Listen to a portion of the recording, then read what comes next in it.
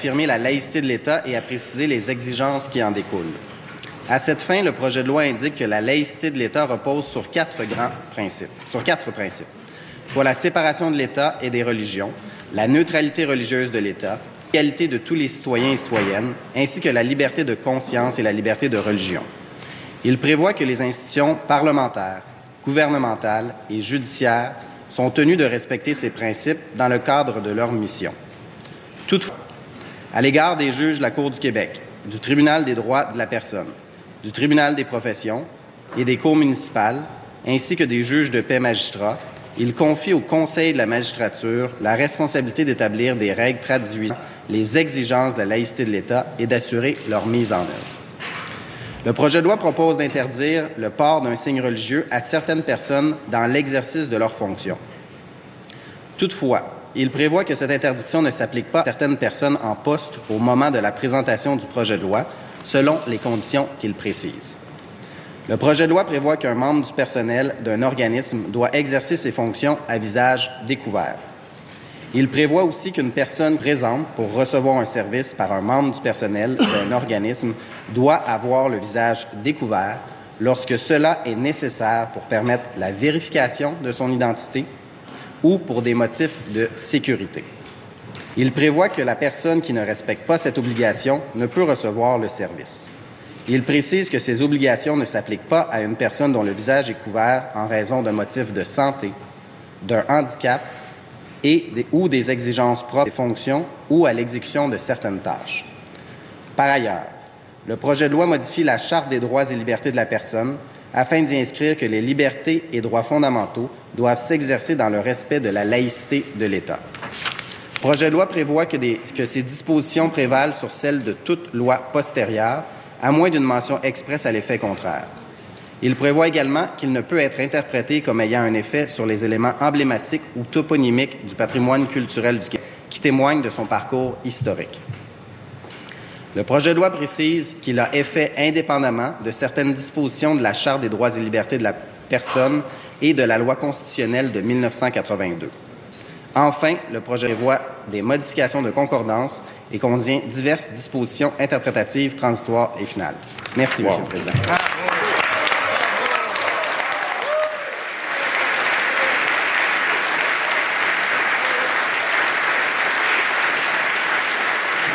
Les détails, en fait, expliquer sa loi sur la laïcité. Je l'ai en main, projet de loi numéro 21. Ça a été déposé ce matin à l'Assemblée nationale. Loi sur la laïcité de l'État.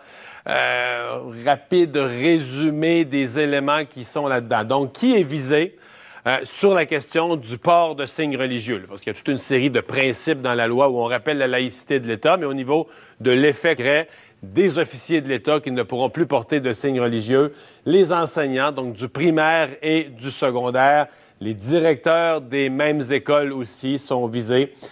Tous les employés de l'État qui portent une arme, là, c'est-à-dire que c'est... on comprend les personnes en autorité, on avait utilisé ce terme-là, on avait parlé des procureurs de la couronne, un certain nombre d'avocats, arbitres, des gens qui jouent un rôle dans l'État.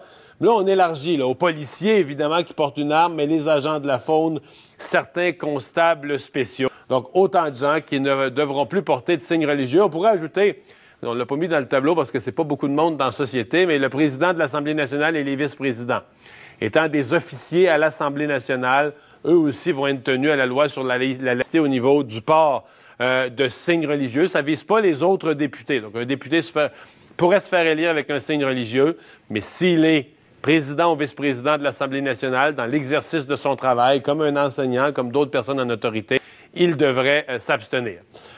Autre page qui présente des grands éléments, des gros morceaux importants à connaître de cette loi.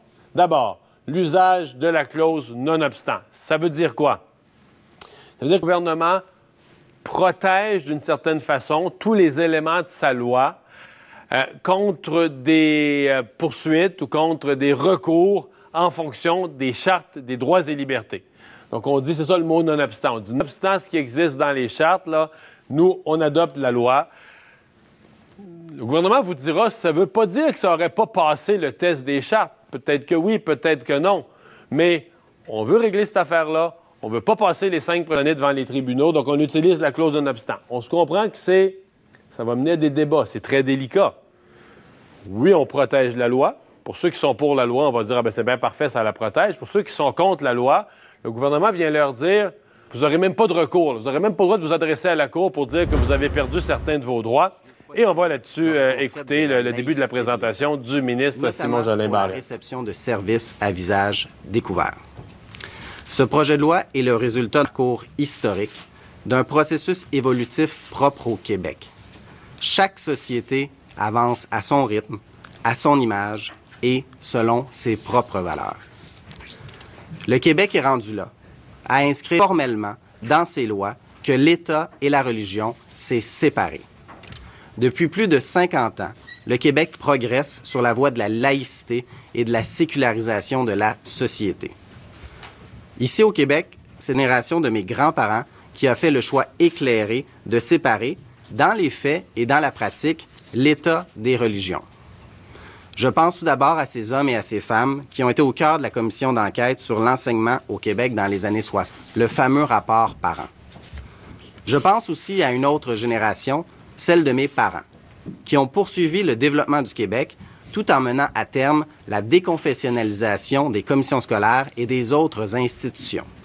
La responsabilité des générations actuelles est grande. S'approprier ce précieux héritage et façonner un futur qui sera inspiré ceux qui nous suivront.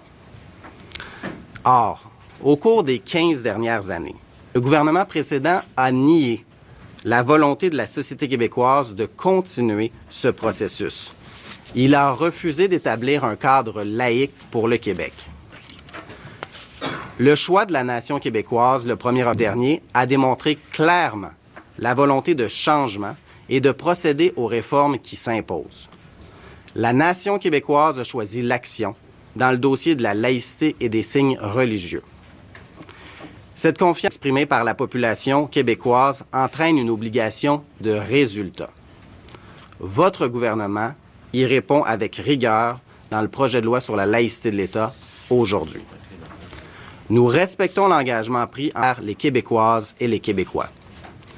Ce projet de loi constitue un véritable geste d'affirmation.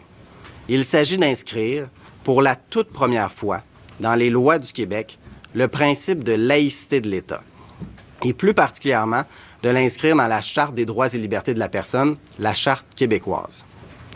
Concrètement, ce projet de loi affirme que l'État québécois est laïque et que cette laïcité repose sur 4 grands principes. Voilà, donc le